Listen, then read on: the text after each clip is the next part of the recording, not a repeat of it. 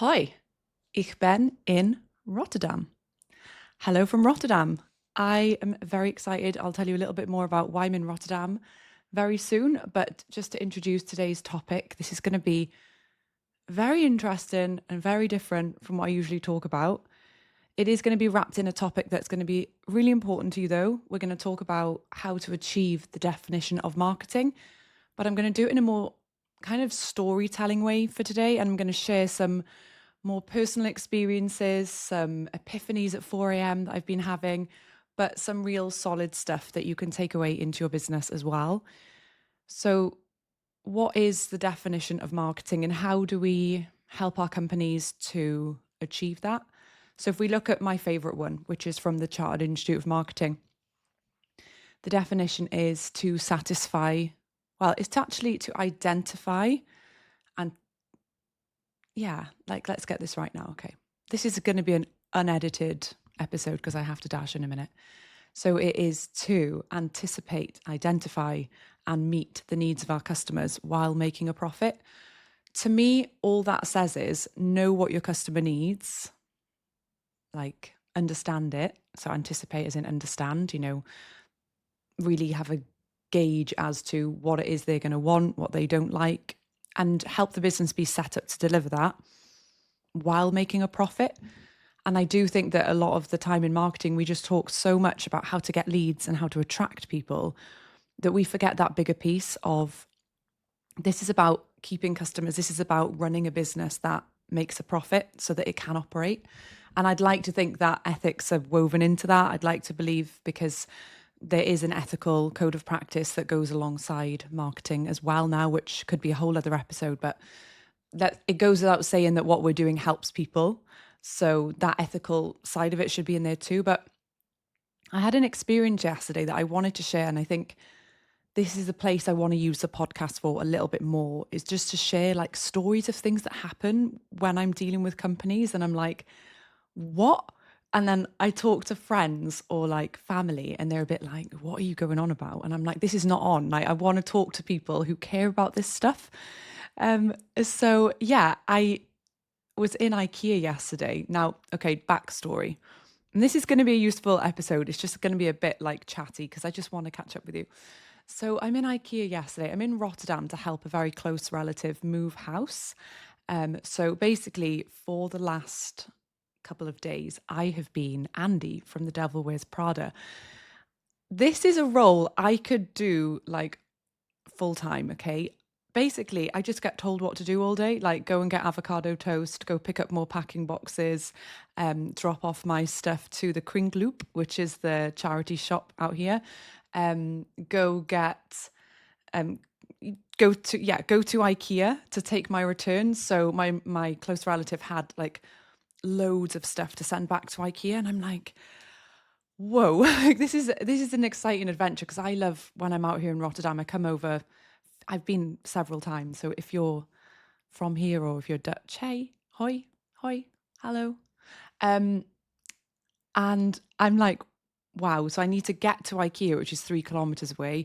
So I order an Uber and then I put like a chair that's not put back together because it's for the buyback scheme IKEA do. They buy back your old stuff. So my brother, my close relatives, like, can you get all this stuff back there? Okay, so I've got this huge box I can't even lift. So I'm asking the taxi driver to put in the boot. I've got a chair that's broken. I've got loads of stuff, 3 different receipts. It is chaos.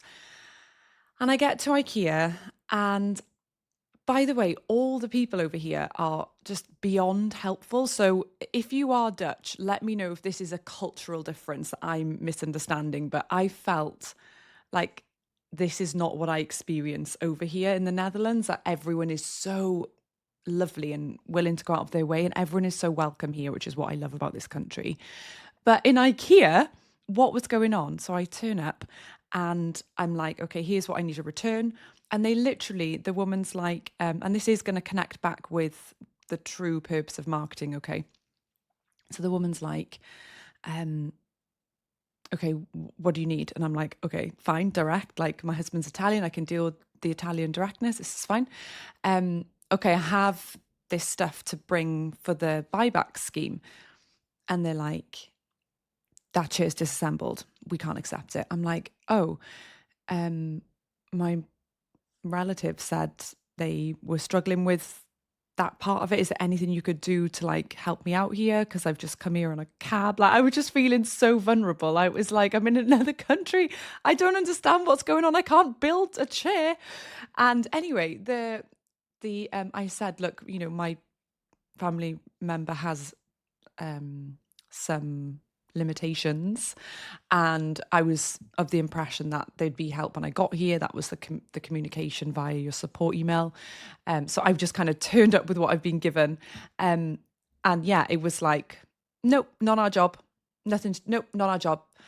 And it was not the process being wrong. They were like, look, IKEA's process is we only receive things back assembled. I was like, that's okay. It is absolutely okay for companies to have like clear process, but sometimes it's the way it's delivered. It was like, when customer support people have like a joy to the fact that they're not helping you, and you're sort of like, why are you enjoying this? Like, is your day not going well? Like, why are you making this harder? So it gets worse because then it was like they scanned one of the receipts. I was like, well, this item's not on that receipt. And I was like, oh, I have 3 receipts. I'm sorry. I know this is a pain. They're all in one bag. I was like, how is this? What is this situation? I was with them for an hour, like with all these returns, all these like pieces of furniture to return, like smallish things that had fitted into the Uber. And so they were just like, you can't bring this back. And I was like, well, thinking, what am I going to do? Because I was getting a bus, a tram and a bus back to where I'm staying. I was like, I'm going to have to carry 3 parts of a chair. So I just said to them, I was like, look, because it's IKEA, is there anybody here who would know how to help me kind of put this together so that I can give it to you? And they're like, nope, not our job. I was like, but you're IKEA. This is the place it's from. I was thinking, I get it that you do, like, there is this process. So then I'm like, okay, well, I'll just have to go and try and build it myself. Do you have like, I don't even know what the tool's called. I needed a tool to get the screws back into the chair and put everything back together. And so she brings out this toolbox and it's like, yeah, you can go and work it out for yourself. I was like, you don't even, okay, fine. And then she goes, do you have something you can leave with me? I'm like, sorry? You need to leave something with me if I'm giving you this tool in case you steal it. I'm like, the table is there. You're looking at me. And I don't do confrontation in like customer services situations. I'm pretty accepting of things like, there we go, I just won't eat here again if there's a restaurant that's got a stupid policy. But I'm just there with this trolley and 4 parts of a chair and like a rack with 5 big baskets that won't seem to fit in properly.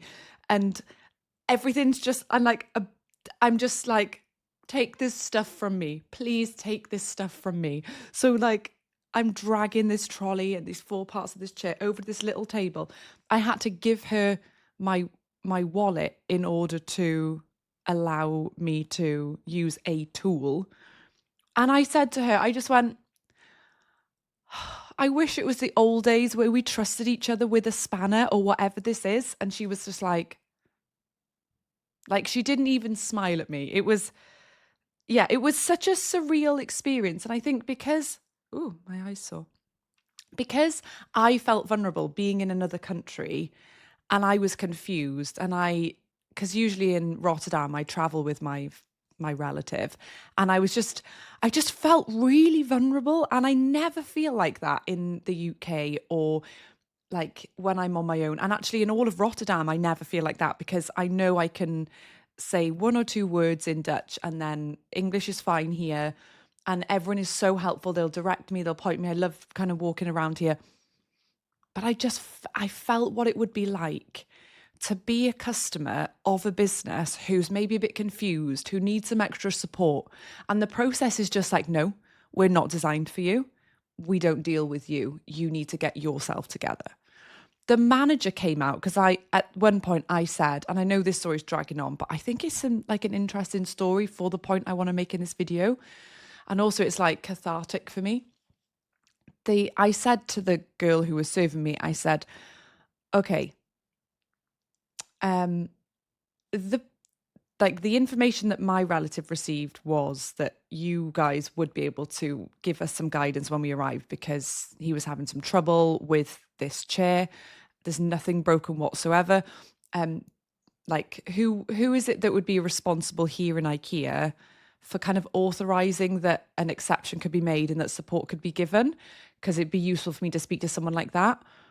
Because she was basically saying, I can't do anything. I'm not allowed to get involved with the assembly of things. Like, oh, how is this my life? And the manager came out and was like, what do you want? And I was like, oh, explain the situation, look at it, build it. And I'm like, I understand. Would you have any guidance or any tools whatsoever? I mean, I've just turned up here with this thing. I'm just wondering if the very company that sold this to me might be able to help me. I'm pretty sure I've bought this chair myself in the past. And when I was buying it in your showroom, they literally told me how it would be put together. So why is it that we're in IKEA and you're telling me there's nothing you can do to point me anywhere to someone who can help me with this? And then she was like, look this. And it was a screw. And she's going, what do you think this is for? What do you think this is? And I'm like, all right, it's just like, I understand what you're saying. But it was, what matters is how I felt as a customer of IKEA. Like, I've been eating meatballs there for 30 years. I'm 38. I've been a meatball customer for 30 years.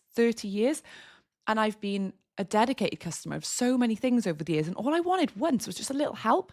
So what I'm getting to is that what I faced is fairly uncommon in IKEA. I think IKEA have got great service, but that is our responsibility as marketers to help the company build a culture of, we help our customers, we care about our customers, we want to serve them. You see it in a lot of coffee shops and stuff where no feedback is asked for. Like, I changed coffee shops because they changed their oat milk once. And no one had ever said to me, I would mention it to the people, say, oh, you've got that milk now, it's really bitter. I don't like that oat milk. And I've noticed that no one I know does either. So just keep an eye on your oat milk cappuccino flat white sales, because if they're going down, I imagine it's that. And that's the only drink I really order. So I just started going somewhere else. So really, if you don't care about the experience your customers are having, the other one was I left my coffee shop because they stopped putting the cakes in sealed bell jars, and they just had them open. So they would just go in dry. And it would be like £3.80, £4.50 for a dry brownie. And I'm like, I like having a cake with my coffee cake break. That's what marketers do. I'm leaving you, but you don't know why. So try and think in your business in those terms. And the next bit I want to get to is more vulnerable, and it's to do with me. And it's I just wanted to hop on here today after a 4 a.m. epiphany. I don't even know what time I was laying awake because my watch still says an hour earlier because I need to change it with not being in the UK. But I'm so, you can probably tell in my voice, I'm so tired today because I fell asleep at whatever time, 11 or something. And then I woke up at 3 a.m. and I was like, how do I serve my customers? What do they want from me? Is this what I'm doing now? Is this what they need and want? And is it working? And just to be really open and honest with you, the last couple of months, I've been rereading all your nice words that you send to me, because every single message that you guys email me after you've listened to a podcast episode, I save into a folder called Nice Words, and it just really lifts me. And for any of you that already knows me really well, if this is your first episode here, you might be like, what is happening right now? Who's this person just rambling about IKEA, but if you've been here a while, this will really land for you. So you know that I run B2B Breakthrough Academy. It's my mentorship, it's my course. There's live calls. There's the strategy builder toolkit, which is basically like, it's not even a toolkit, it's a full course. It's the 6 modules. If you've taken it before, you'll know exactly what I mean. So anyway, B2B Breakthrough Academy, over the past few months, sales have been declining. And there's a few reasons for that. And I know what they are, but it's a balance of setting up your life correctly and setting up your business correctly and making sure that you stick to what you've done that works. So I'm going to be really vulnerable, and I'm not going to be like, oh my gosh, like join thousands of other people who've joined the program in this last week, because I think you're sick of people making out that everything's great and everything's perfect and everything's just effortless and brilliant. And I just want to rewind you back to why I launched B2B Breakthrough Academy in the beginning, which was actually 2 years ago. I opened my doors to the mentoring program because what I was doing was I was doing all my TikToks, I was doing all my podcast episodes, and loads of people were coming in for one-to-ones with me. And being a mum, I'm a mum of 2, an 8-year-old and a 5-year-old, and they are literally the most important things to me in the world alongside my husband. So our family unit is like, comes above anything. And I never thought I'd say that, because as a marketer, I've always cared about my career more than anything, but everything's changed. And I think it makes me a better marketer, a better business owner, because it's made me truly care about you. There was something about having children, and it doesn't need to be children. You could have dog babies. You could be, having kids wasn't always part of my plan. I was totally cool with the idea of like going around the world, and it being just me or just me and my husband and helping people in different ways. But whatever it is for you, whatever lights you up, that could be helping your local community, anything at all, looking after elderly relatives. For me, it's always, what lights me up has always been being there for other people, but in a way that, anyway, rambling. Point is, I set it up because it worked really well for me to do one-to-ones. And then it got to a point where there were like 40, 50 people at one time wanting one-to-one sessions with me. And I noticed that everybody I was coaching was going through the same thing. They were all dealing with imposter syndrome. They all wanted to build a strategy, a marketing strategy, but just didn't know sort of how to piece together everything they'd learned. So they'd done a degree, they had done loads of courses, they'd maybe done their Chartered Institute of Marketing qualifications, which I've done too, incredible, not knocking them. Maybe they've worked in companies for 3 to 5 years, longer, decades maybe. And they're like, something's still not clicking, Jade. Something is not working. My leaders don't respect me. They're not giving me, maybe I've got a budget, but I don't know how to allocate it properly. I'm doing too many things. And so everyone I was coaching, I was like, oh my gosh, like, Lauren, you have to meet Lise. Lise, you have to meet Jennifer. Jennifer, you have to meet Zanaba. Zanaba, you have to meet Stephen. Knowing that everyone was going through the same thing and that I had the tools and templates to get them out of this place, help them get more strategic, and actually build a real marketing strategy they could use, because most marketing strategies get shelved that we build because we're building them from a conceptual place, not a place rooted in reality. And that was what I wanted to change. I was on a mission, and still am on a mission, to make B2B marketers activate within their company and within themselves and tap back into those passion areas of, I am a great marketer.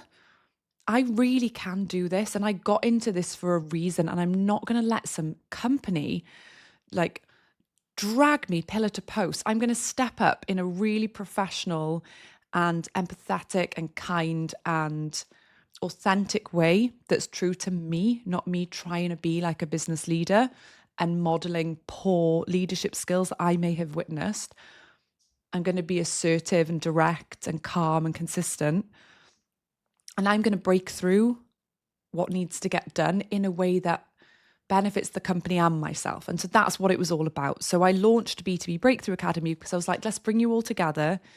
Let's make this into part me live mentoring you in a group, part me supporting you in the community, and then partly watch these video lessons on demand whenever you're ready and fill out the template so that I kind of built what I would have want when I was in marketing. So long story short, I did the first launch and I had 50 people join it immediately. And I was just so happy. And then that similar success continued for 12 months. It tapered down a little bit after 12 months. And it's really hard for me to pinpoint exactly what happens because with my life, I take every summer completely off. Or currently have been with my children being so small. So they would be off school for 7-8 weeks. I would take it off. And so there would always be a natural dip in engagement and sales soon after that into the end of the year because I had prioritized consciously, I want to be there with my kids. This is something I need to do. And my business is important. I mean, I love you guys so much. But there has to be a point where you pick, and burnout is okay in terms of in short things. I like a little bit of tiredness here and there, a little bit of like, oh my gosh, it's going to be a crazy few weeks, but not to the point where it just takes away your magic. I've had that happen before where I've worked so hard that the magic's gone. The energy I need to revitalize you without it drawing from me goes. So here's what happened. Here's why sales have started to decline on B2B Breakthrough Academy.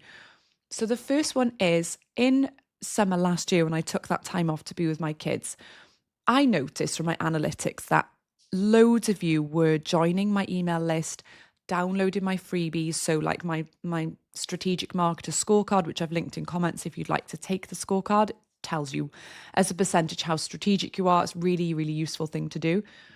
I was like, most of my freebie downloads and most of my link clicks are coming from TikTok. And I'm increasing my LinkedIn now. So interestingly, maybe all of this time I'm putting into my long form on the podcast, that's not actually where people are coming to me from anyway. So I foolishly stopped for a few months, and a few months turned into 5 months. So then my freebie downloads are continuing to all you guys who downloaded all my stuff.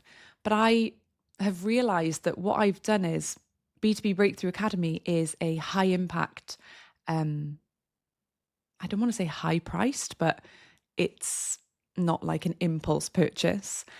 And what I have come to see is that you need to feel that huge trust in me, that familiarity, that I know she's got me. And I don't think you get that from a TikTok video.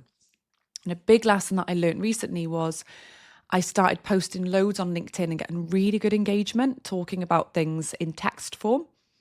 So it's just text posts. And I got 500 people join a January reset call, which is also giving me some intel, which is something I'm going to launch soon to tell you about that. I'm super excited. That's where we're getting to in this call. And 500 people joined that webinar. And I'm like, cool. Now, I'm really happy to be vulnerable with you here because in the past, my conversion rates on webinars are fantastic. I get people on the webinar, then they're like really keen to work with me, and then a really good percentage of them join B2B Breakthrough Academy, join my program. So I have got zero ego about sharing something with you that did not work. I'm going to be honest with you, something had shifted and I'm like, what the heck has gone on here? So 500 people signed up to the webinar. 200 people joined, which I thought was brilliant. That's a really good conversion rate. And then I gave like a live experience after that. So I was like, you can sample what it's like to be in B2B Breakthrough Academy. I'm going to give you module 1 and I'm going to give you a week in my membership and I'm going to give you a live Q&A. The feedback was unbelievable, but no one's converted yet. And that was 4 weeks ago. So then at the time I'm like, that is so weird. Like a few people signed up, but not like the numbers I'm used to. And I'm like, should I quit this? Like, what's going on? Is it I mean, if you've got intel, if you're one of the people who didn't join, tell me, like, is it because you need more time? Like, I'm so interested in qualitative data as well as my quantitative data over here as to what people are doing.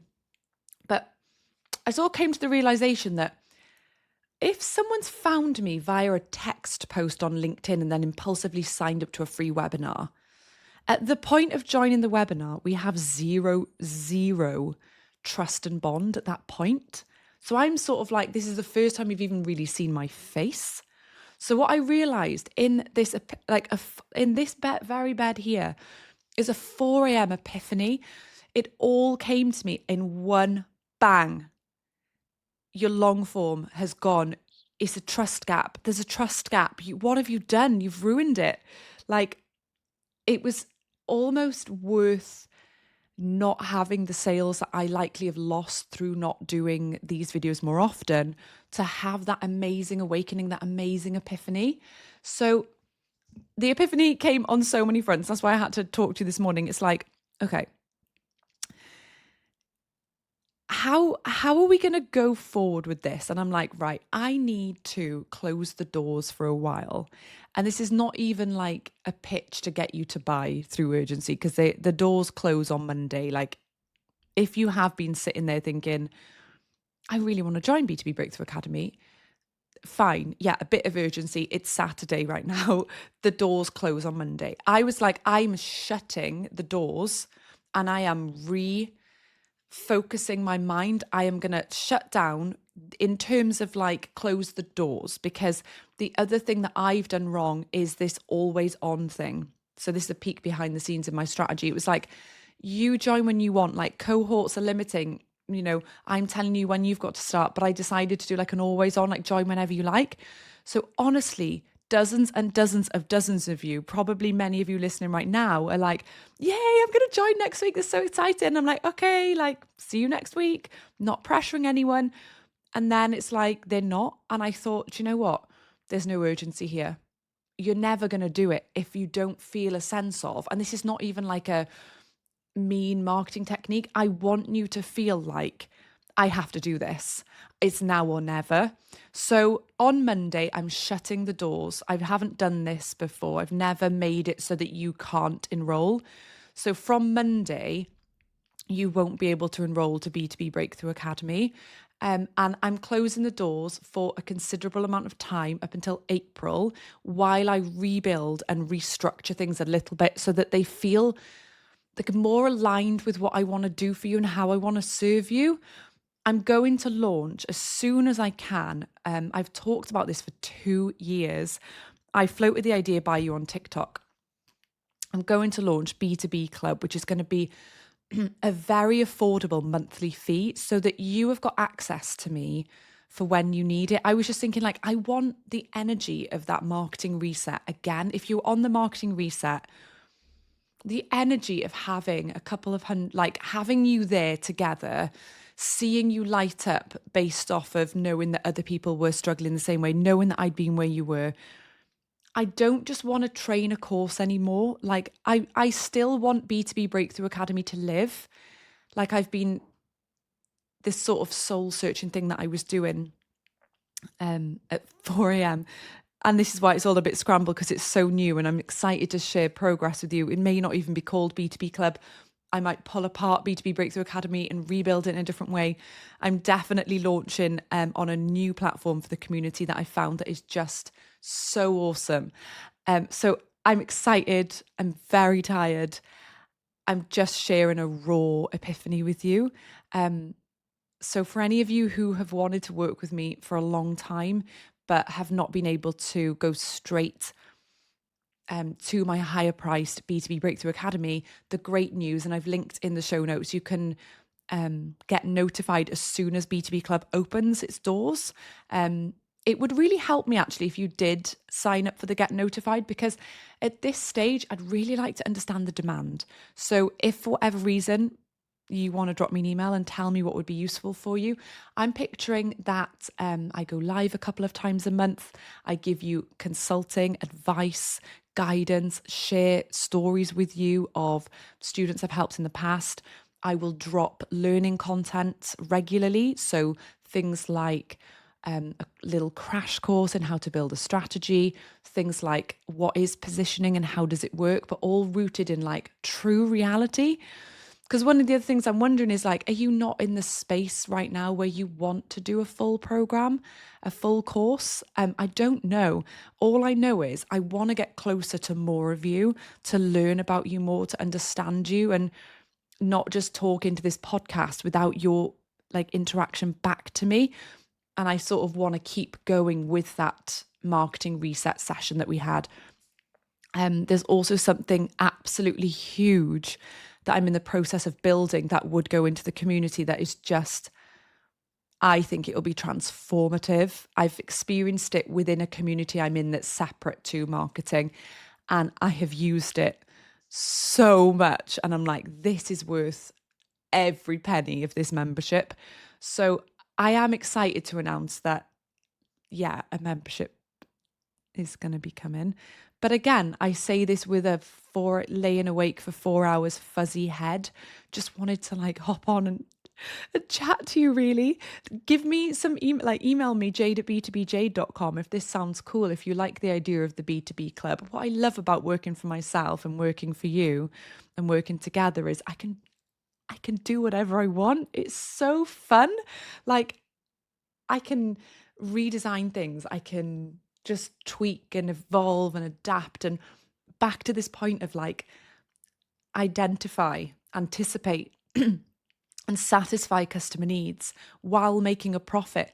That's what I'm doing. I'm like, I am trying to understand you. I'm working you out to serve you, not to just get your money, to serve you. It's like, what do you need? I know the gap I fill. The gap I fill is you're confused. The marketing industry wants to confuse you more to make you buy stuff you don't need. I'm here to bridge the gap between confusion and strategic execution, helping you learn that strategy doesn't have to be scary. Strategy is just, how do we get from A to B? My proudest element of everything I've built is not a single word of jargon is used across any of my materials. Yeah, I've had students tell me I've doubled the deals from marketing channels. Alexandra told me that only a few weeks ago. She's like, Jade, this was transformative. I have doubled the deals closed from not sales leads, deals closed. She's doubled the deals closed. And part of that was stripping out complexity, focusing on the things that will work, sorting out the CRM and lead management software, so that not only could she increase the performance of the marketing channels she does invest in, she got more budget and more support and resource. She did fewer things, and she had the systems to show her what happened to the leads. And then the outcome was more deals closed. Imagine going to work and saying, as a result of the 2026 strategy, we've doubled the deals closed from marketing channels. Like, does it get better than that? Can you imagine the walk? Have you seen Step Brothers when they like walking in suits and then they flip the papers and they're like, we're here to shit up? Like, that's what you'd be like. You would be walking in like that, and everyone would be like, yeah, you are. Like, that's the energy I want for you. Someone else has doubled their budget. A couple of people left their jobs and went on to better roles because they're like, I've outgrown this place. I'm strategic. This is not for me anymore. This company doesn't want my skills.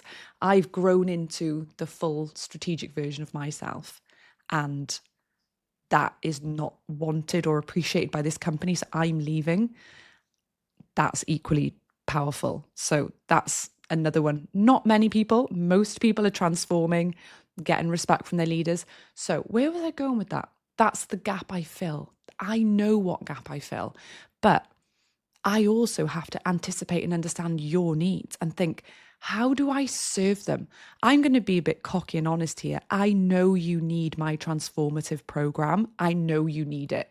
I've spoken to enough of you to know, but if you're not feeling ready for it, B2B Club might be a nice place for us to get closer in a low commitment monthly subscription so that we can continue building from where we are now.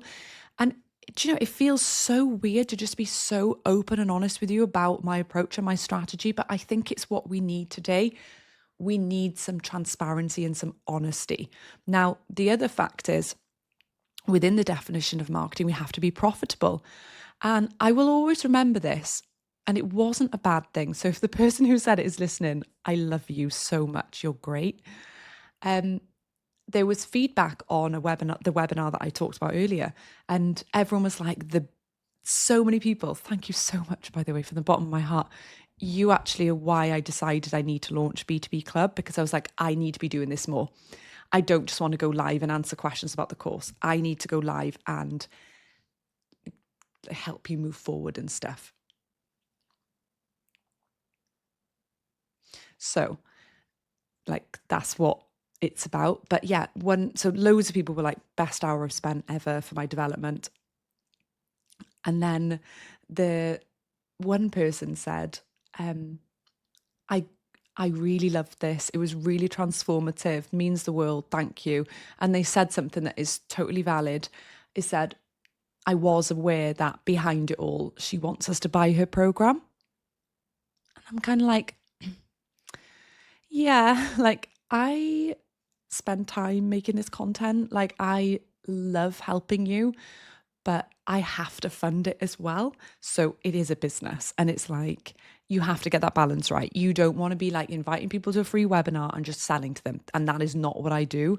But it really stayed with me because it helped me to think, I need to be more honest here. Like I need to say, buy from me. Like I can help you and I want you to buy from me. And that's honest and interesting, because a lot of the time we're not supposed to say that. We're supposed to trick you into buying from us. But yeah, like if in order for me to continue producing content and helping and guiding, I need to have customers. And the great news is that the business is built up to a place where I can shut my doors for a couple of months and be absolutely fine. So there's no stress around like, oh my gosh, I'm going to have to close it down. It's nothing like that.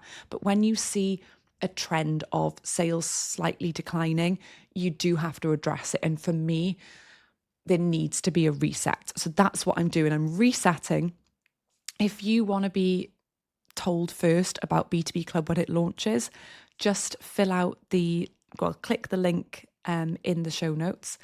Thank you for listening to me today. I am really excited and very tired. I'm now going to travel across Rotterdam and then get in a removal truck for a couple of hours and help unpacking with my relatives. So it's going to be a busy day, but I'm going to have an early night. And there's also a Uniqlo really near to me and some cool sites. So if I get back early afternoon, I'm going to have some me time as well. But yeah, just try and remember that definition of marketing when you're thinking about what you want to do for your own marketing. It is really important not to just be obsessed with leads. And that's what my whole channel is about. And honestly, if this is the first episode you've landed on, please listen to my other episodes. They are far more polished. They are much more about teaching you strategy. I just do want to do this a little bit more. I want to hop on here and just be open with you and have a little chat. So if you want to appear in my nice words folder, so that's my little folder I look at, just to kind of give me a boost, I guess. I think the last 2 months, I don't regret when I pull back because I want to focus on my family. Like, I'm only one person. I wish I could give everything I've got to this business. I give 100% of what I'm able to give, if that makes sense. And I know that's enough. I know I can serve you and be present with my kids.